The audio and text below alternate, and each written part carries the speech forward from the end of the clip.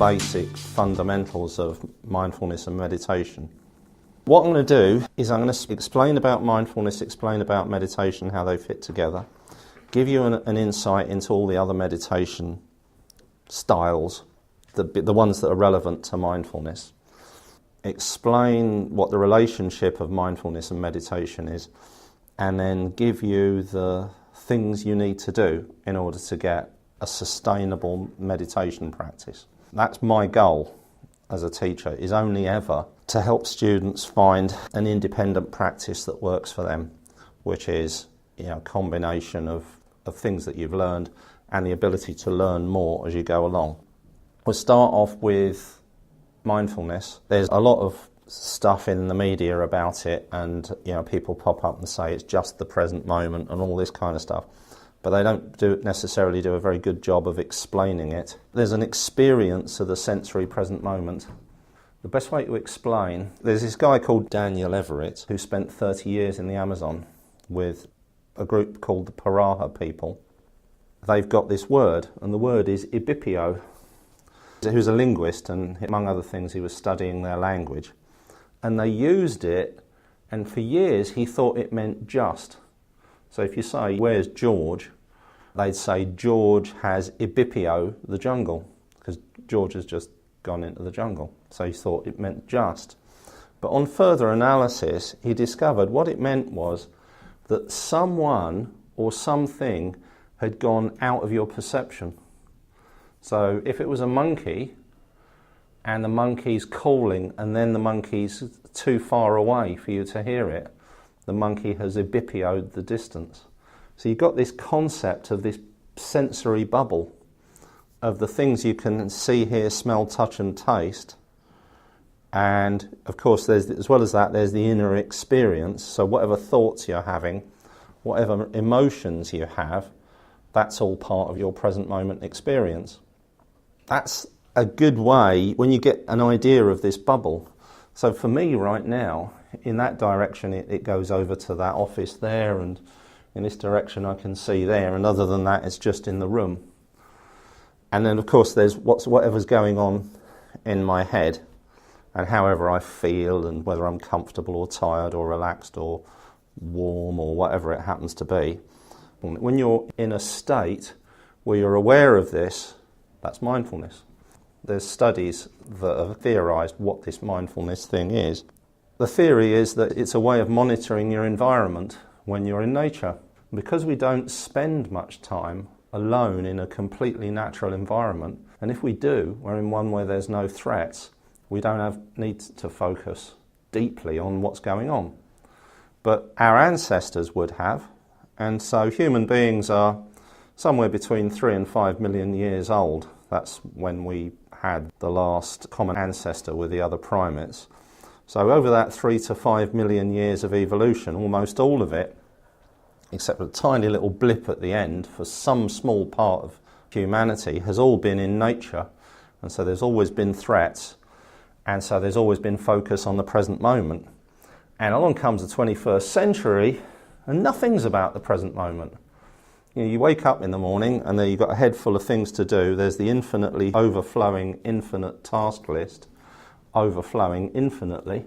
You're on autopilot, you clean your teeth, you have a shower, you have breakfast, and somehow or another your body's got you to work while your mind's going 10 to the dozen, and then that happens during the day as well. You're in a meeting or something and you're experiencing death by PowerPoint and you've switched off. The thing is about all of this is it's not how we're designed to be. And so 2,500 years ago, India was actually quite a sophisticated civilization. They had town planning, they had administration, they had rulers, they had laws. It wasn't much different to now. It was an agricultural society. That's when meditation started. And I'm pretty confident that what it was a way of focusing that enabled people to retain something that they'd learned. Because many of them would have come from very, very natural environments where they spend their time in the present moment, and then they're in an urban centre, and some of these urban centres are incredibly busy, And of course, everybody's got jobs, and there's money, and there's loans, there's everything that's happening now. And this was a way to regain that sense of being here now, without all of the stuff going on in your head. And it may have just started off with somebody sitting down in the roots of a tree and thinking, oh, I've got to clear my mind of all this nonsense. What I need to do is focus on something. And as that person would have an experience of mindfulness, they would be able to test which practices that they do, such as there's a thing called following the breath, which I'll teach you shortly, and that's designed to help you to be present. They would have had the ability to find the practices that worked to get them back into the state that they had experience of. And then that will have stayed in the culture in the East. And finally it's found its way into the UK, not before time, because we have such busy lives. Okay, so meditation is the practice, among other things. So let me just draw a big Venn diagram. There are lots of meditation practices.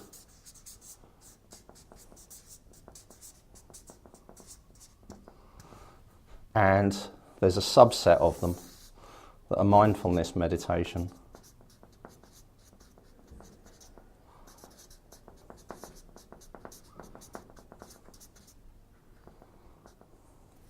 And then there's other techniques that I teach, such as gratitude meditation,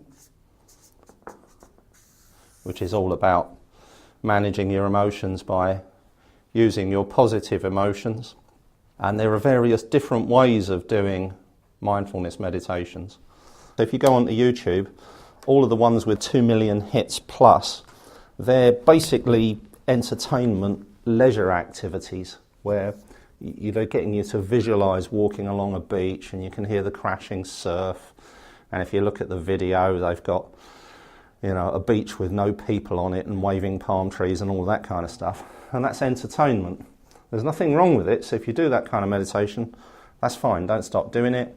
But basically what you're trying to do is distract your mind from the nonsense that's going on inside it, rather than train your mind to have an alternative to the nonsense. For the mindfulness meditations, there's two sorts. This one's called open awareness.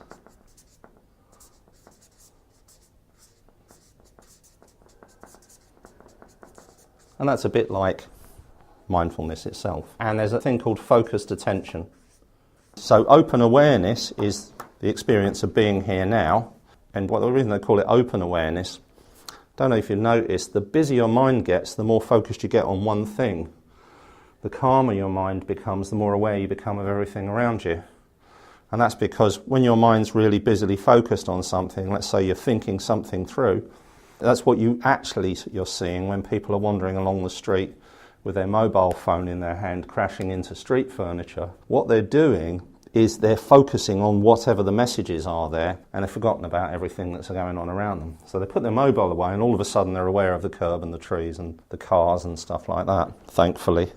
That experience of being aware of everything that's happening now, that is actually a meditation, and that's open awareness meditation. But to train ourselves to develop our mindfulness, we do the focused attention meditation, and that's following the breath. That can be a little bit frustrating, and my goal today is to explain to you and show you how you can practice it without the frustration, because the frustration's natural in our environment, largely because of the way we think about it.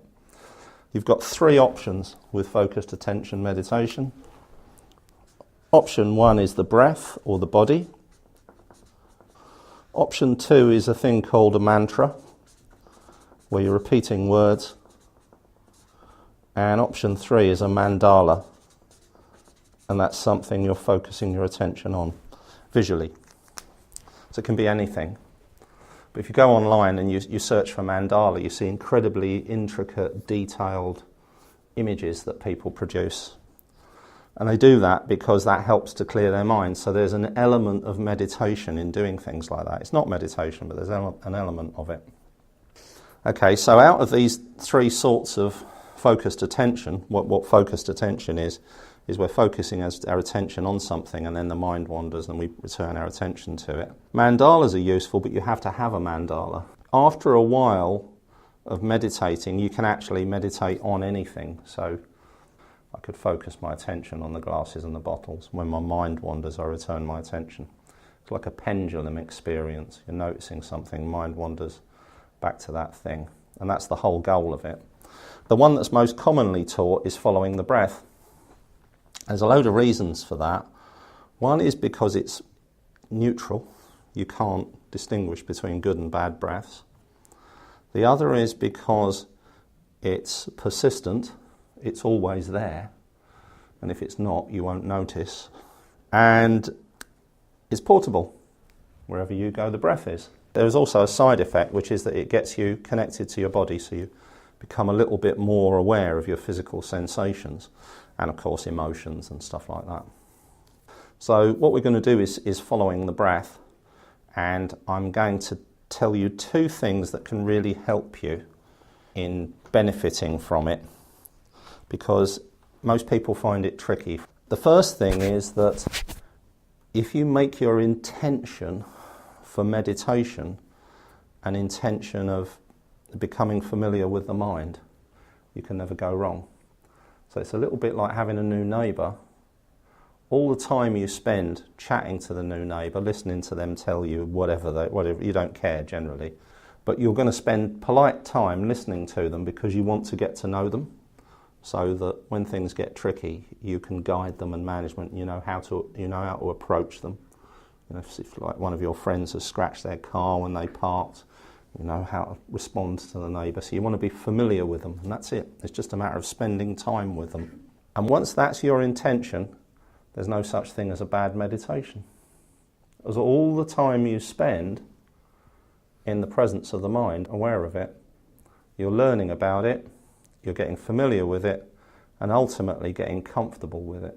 So if you focus on being familiar with the mind, that's what a goal is, it can never go wrong. So it doesn't matter if your mind's busy, if you're stressed, if you're not stressed, you're having that cup of tea with a neighbour, because despite the fact you're not really interested in what they've got to say, you know that you're learning a little bit more about them.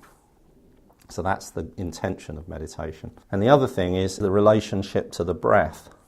What happens is we tend to try to make it a willpower-based, goal-oriented activity. Why? Because everything else is a willpower-based, goal-oriented activity. And you've been told that everything, exercise, dieting, studying, personal development, is all goal-oriented and willpower. This is the opposite. The more you apply goals and willpower, the less use it is in meditation. Because you're going to try to push the mind to do things, and it will push back. Think about when you go to bed early, you want to get to sleep because you've got to get up early in the morning. What happens? The more important it is you get a decent night's sleep, because you've got a big day tomorrow, you're going to present, you'll end up with half an hour's sleep. And the more you try to get to sleep, the less you'll never push the mind, it'll push back. It'll either push back here, it'll push back somewhere else. The relationship to the breath is a soft one. Your intention's to spend time in the presence of the mind, and the relationship to the breath is like you're sitting on a busy beach and you just happen to want to notice the waves. Mind keeps wandering everywhere, and we just bring our attention back to the waves. Now I know that's a lot of information, but what I'm going to do is show you how it works. We'll do some meditations. We'll do the following the breath meditation. I'll guide it from the perspective of making it a sustainable, comfortable, easy experience. Hopefully this will be a way of helping you find a practice that you'll be able to sustain. And if you can do it reasonably regularly, and you come along here and they'll add to it, give you all sorts of alternatives. If you get yourselves comfortable, ideally you want your feet flat on the floor, your back as straight as is comfortable, elbows by the side, and tip your chin up so that your skull is balanced on the spine.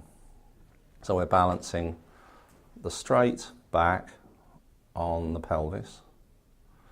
And because we get the balance right, then we're not using any muscles to keep us straight. With the elbows by the side, we're not pulling the body forward, because if we move our hands forward, we tend to lean forward, and then we're having to use all of these muscles down the back and sides of the neck and the shoulders and the lower back to adjust for that. So with arms by the side, with the spine straight, and your head, imagine it's like a balloon on the end of a stick. You've tied it to the end of a stick, and you just want to balance the balloon underneath the stick. That's what we're looking for. You can either close your eyes or look down past the tip of your nose. Find something just to fix your gaze on, and then half close your eyelids just so you don't get distracted by anything that's going on around you.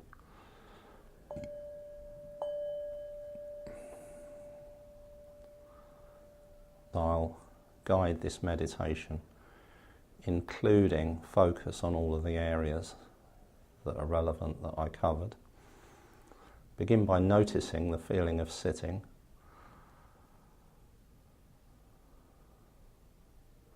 Notice how you're getting pushed down into the chair and your feet being pushed into the floor. And all of the sensations that go up to make the experience of sitting, whether you're comfortable or uncomfortable, relaxed or tense, tired or alert, cool or warm. And then you become aware of the breath, moving the body constantly. Constant cycle of the breath. Ideally, we want to notice the breath at the point where it enters and leaves the nostrils. What we're doing there is just noticing the sensation, the feeling of the breath. And we also become aware of the coolness and warmth of the air as we breathe in and out. And you may be able to hear your breath.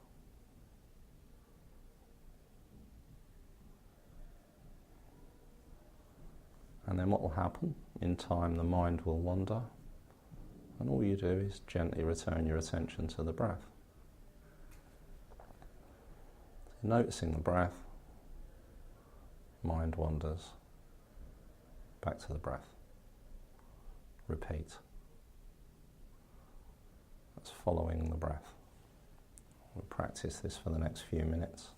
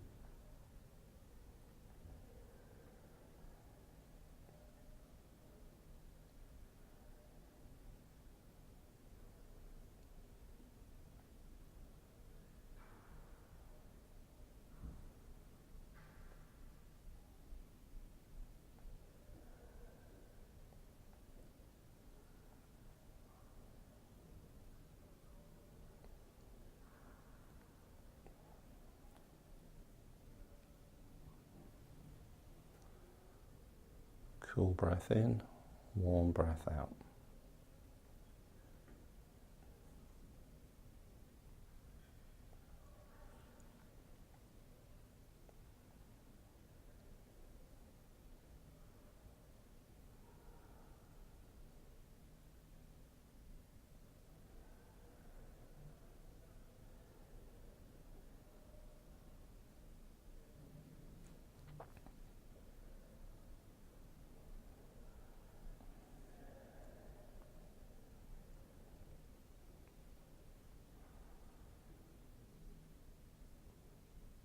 Of course, thoughts will arise and the mind will wander.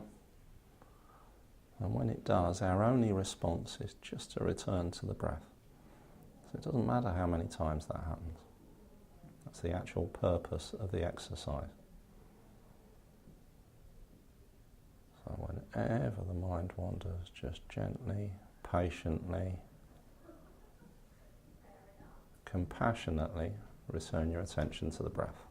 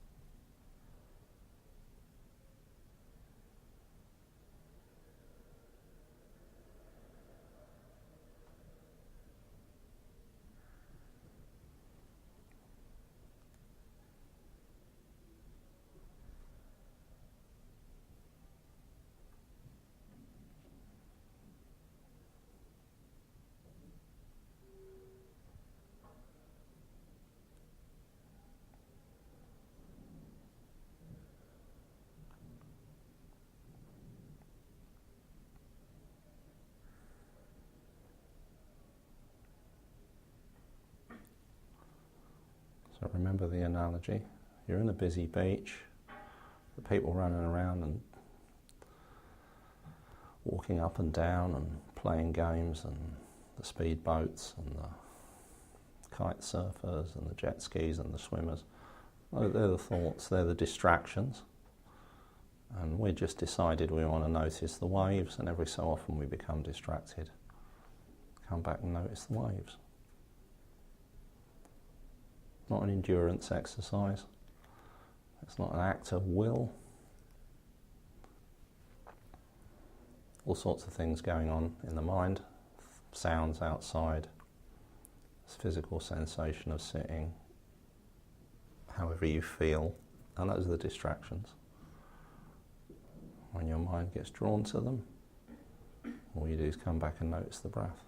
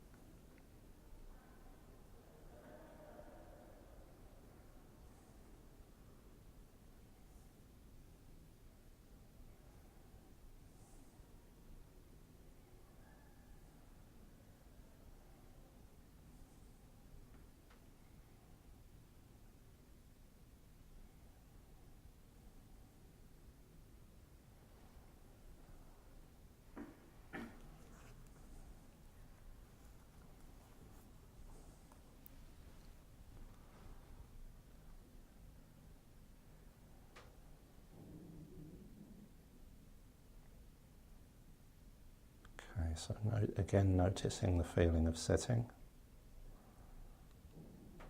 Allowing yourselves to be aware of your feet on the ground, everything that's happening around you, how you feel, and then gently, in your very own time, return your attention to the room.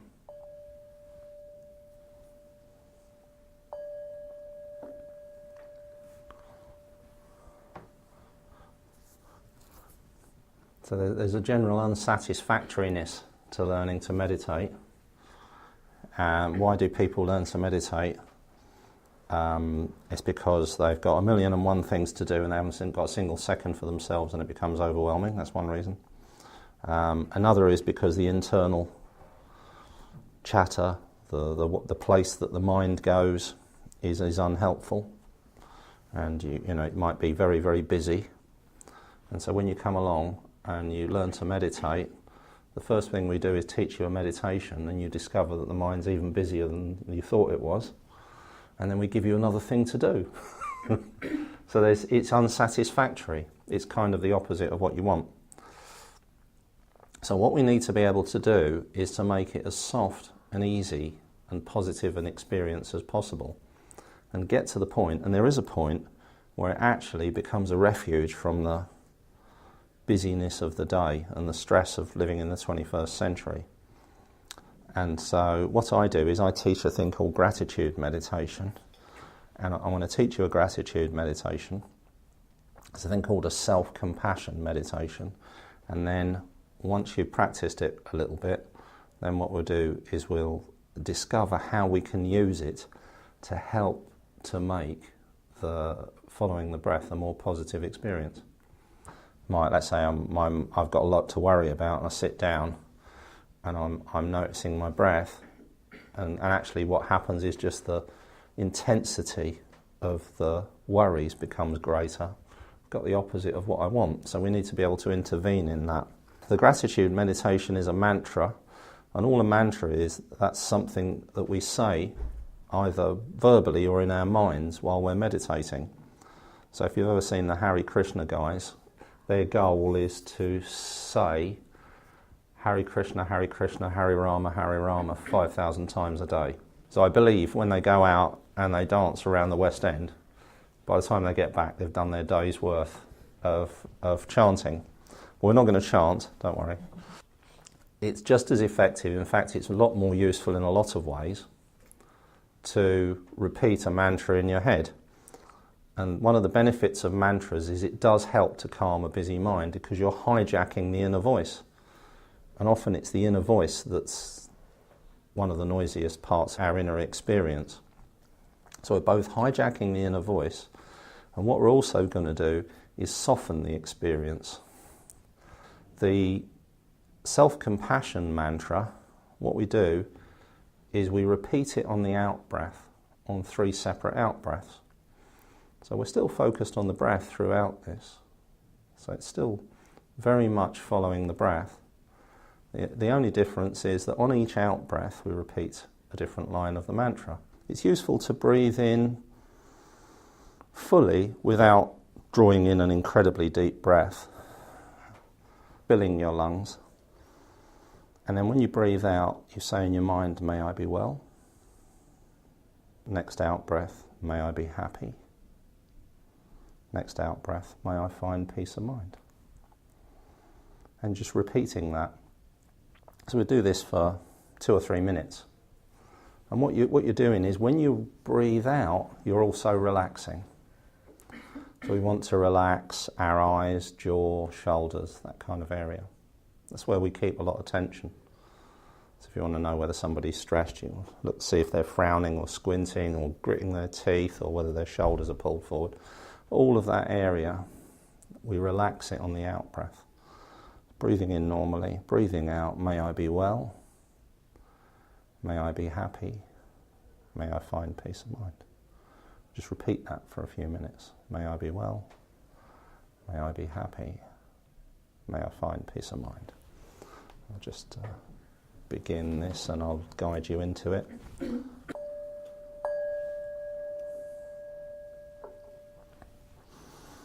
So same thing, noticing the feeling of sitting. there's a thing called grounding. Comfort's important, so get yourself comfortable, that's the main thing.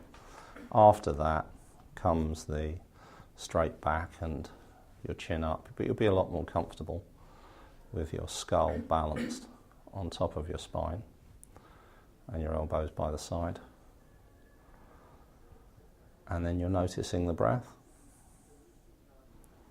If you place your tongue up against the back of your top teeth, provided you don't have a cold, then you'll notice that you naturally breathe in and out through the nostrils.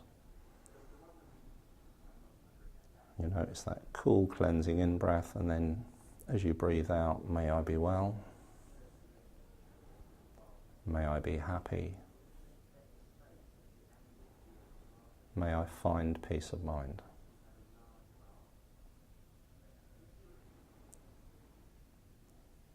And you can notice that there's a relaxing sensation at the end of each of the out-breaths. May I be well, and then notice the feeling, ideally at the point where the chest and the belly meet, just the rib cage and the belly. May I be well, may I be happy, may I find peace of mind.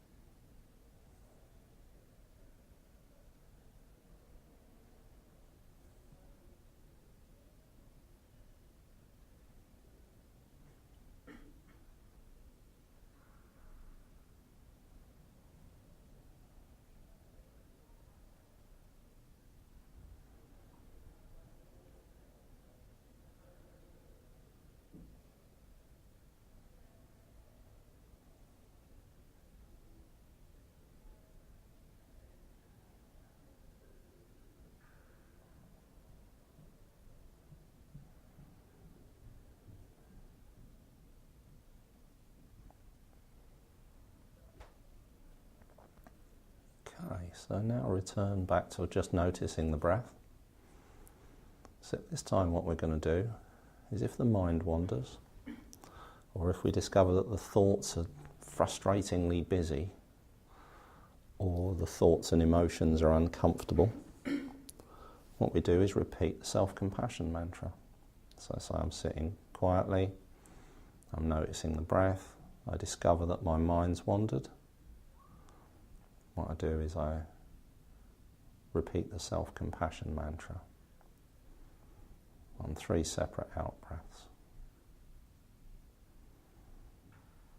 May I be well, may I be happy, may I find peace of mind. And then I go back to noticing the breath. Same thing if the mind's frustratingly busy, or if there's any unsatisfactoriness. Do the self-compassion mantra, return to the breath. So this is following the breath, but with the self-compassion mantra. Notice the breath, mind wanders, self-compassion mantra, back to the breath, repeat. This is following the breath with self-compassion.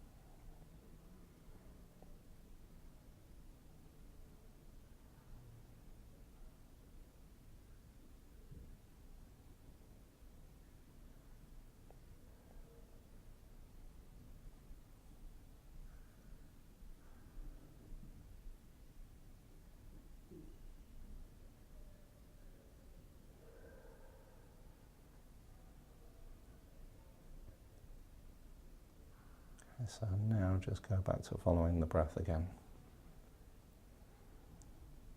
All you're doing is noticing the breath, mind wanders, return your attention to the breath again.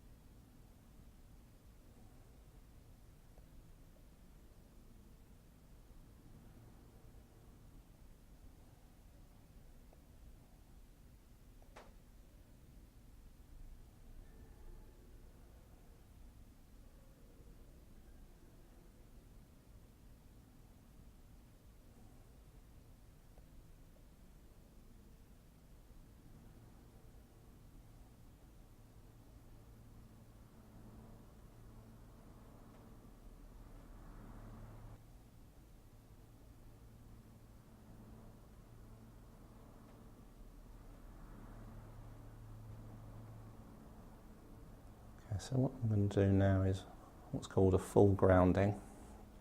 It's all the elements of our present moment experience, everything that goes to make up being here now. And we start by noticing the feeling of being pushed into the ground, the sensation of the feet on the floor, the feeling of being pushed down into the chair. And then notice your inner state, how you feel. Are you cool or warm? Which part of the body's warm? Which part of the body's cool? Are you comfortable or uncomfortable? Is there any discomfort? Notice you can move your attention from the place where there's discomfort to a place where there's comfort. You can also move to become more comfortable. Are you tired or alert?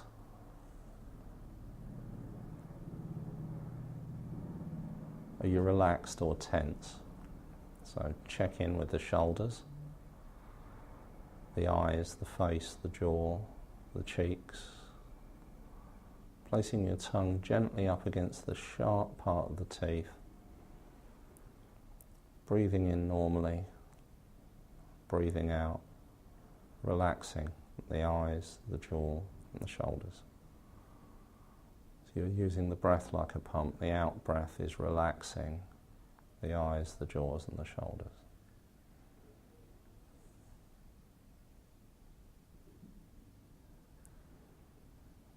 And then notice what you can feel. What are your hands touching? Hands in the lap or one hand in the other. And notice you can focus on the thing that you're feeling. And you can also notice that you can focus on the sensation of the hands. So there's both what the hands are feeling and what the hands feel, whether they're warm or cool, or there's tingling, or there's a sense of life in the hands. And there's whatever you can smell, whatever you can taste if you had a coffee or something to eat before you came into the room. And what you can hear, sound of people in the building, movements in the room, the sound of my voice. What you can see, even with the eyes closed, there's enough light for a sense of movement. And there's whatever thoughts are arising, whatever emotional state you have, whether it's happy or irritated or joyful or anxious or whatever it happens to be. It's just all part of the present moment. And notice how you're aware of where you are in the room, where the door is, and where your body is, where your hands are, where your feet and your legs are.